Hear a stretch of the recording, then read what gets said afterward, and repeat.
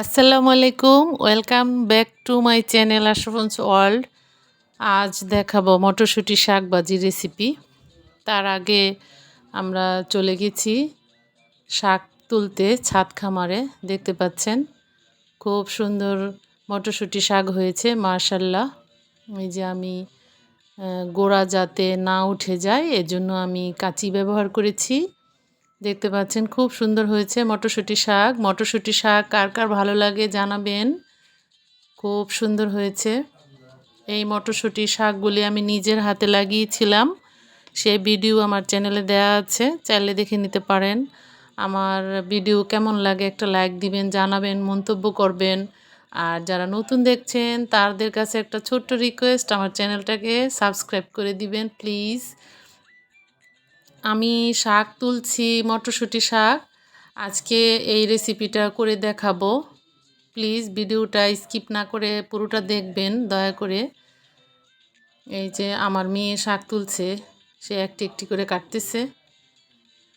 মটরশুঁটি শাক প্রতি বছরই আমি ট্রাই করি।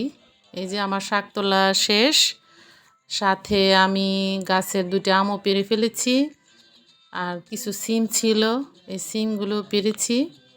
আমি মটরশুঁটি শাকগুলো এখন ধুয়ে নিয়েছি। এখন কুচি কুচি করে কেটে নিব।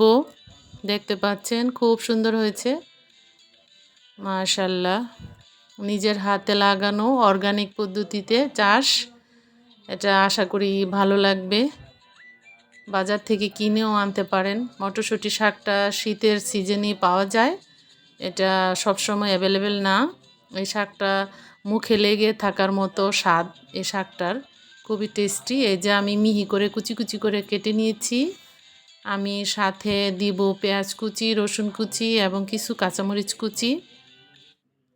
ভিডিওটা ভালো লেগে থাকলে একটা লাইক দিবেন প্লিজ, আর একটা কমেন্টস করবেন প্লিজ, কেমন হয়েছে জানাবেন দয়া করে।